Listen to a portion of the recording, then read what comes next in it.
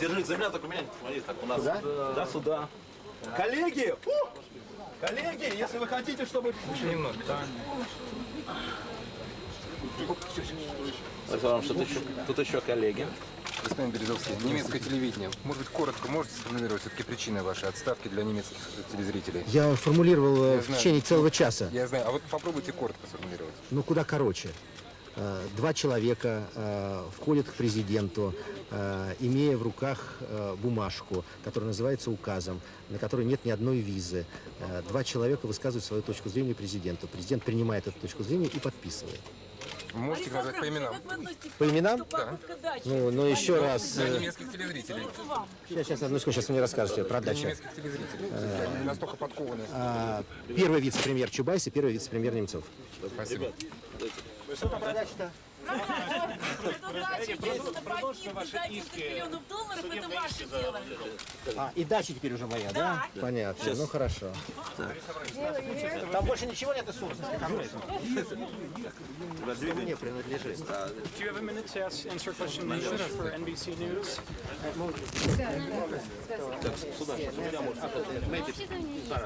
Okay, terrific.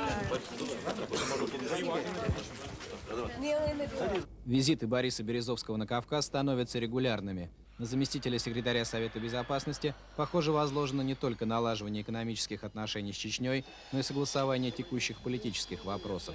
В четверг в резиденции президента Аушева, неподалеку от Назрани, Березовский около 6 часов с глазу на глаз беседовал с вице-премьером правительства Ичкерии Мавлади Удуговым.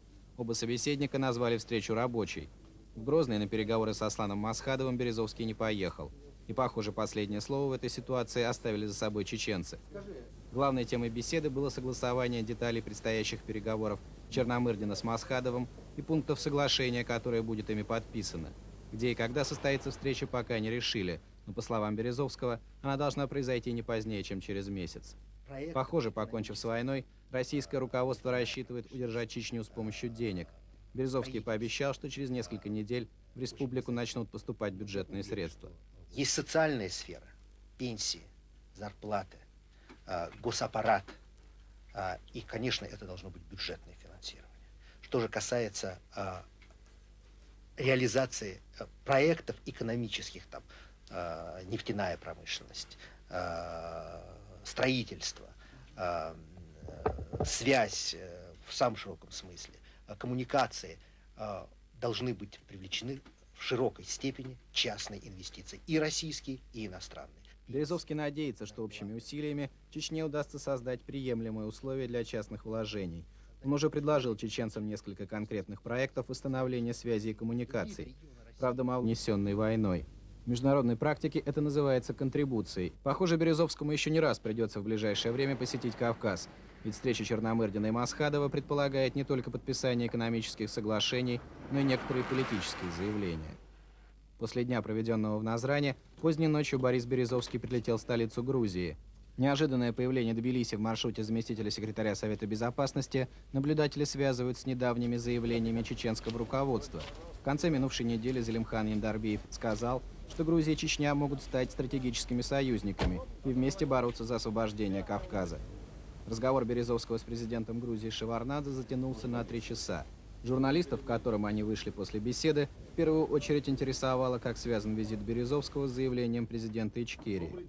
Но Березовский на прямые вопросы отвечал уклончиво, будто боясь сглазить мирный процесс. Я уверен, еще раз подчеркиваю, я уверен, что чеченское руководство сегодня хочет мира и хочет быстро продвигаться по пути мирного строительства. Мы поняли, что опасность грозит не кому-то в отдельности, не каждому в отдельности, а всем.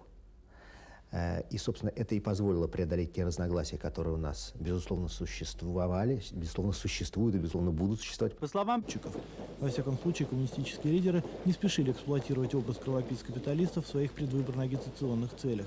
Общественного российского телевидения, то есть заместителем покойного Листьева. В дни прощания с ним в Останкино и на Ваганьковском кладбище Березовский и Патаркацишвили стояли рядом над гробом Листьева и несли почетный караул.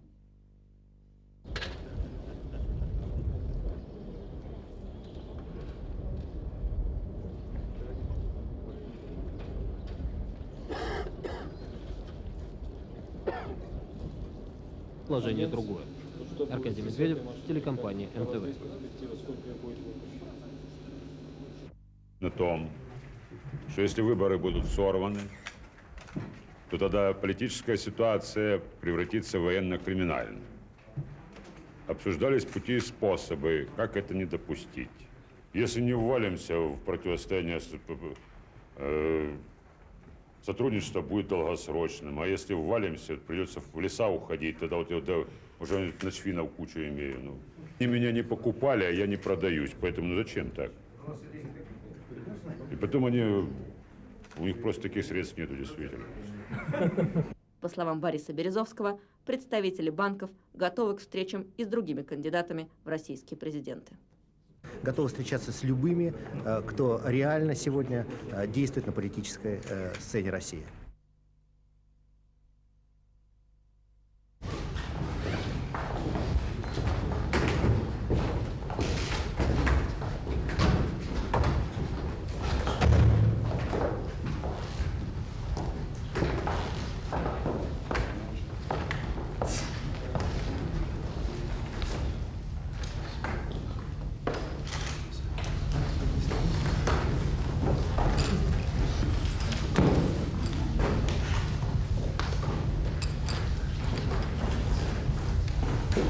Добрый день, не поздоровались.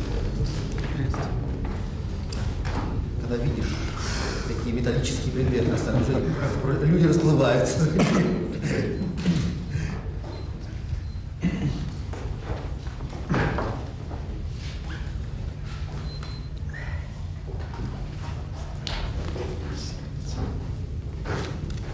Сегодня удастся остаться, ночевать? Решили? Да, Хотят встретиться с чеченской диаспорой. Борис Николаевич закроет. Я говорю, Борис Николаевич не закроет.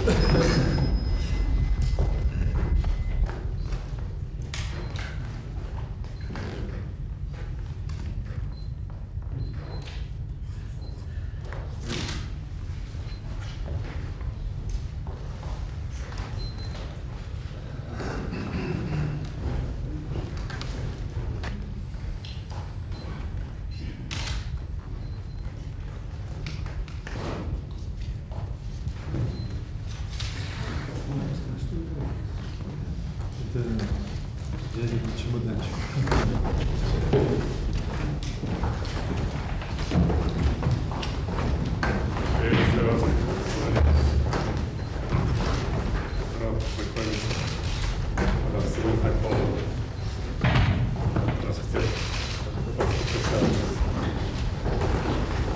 Здравствуйте.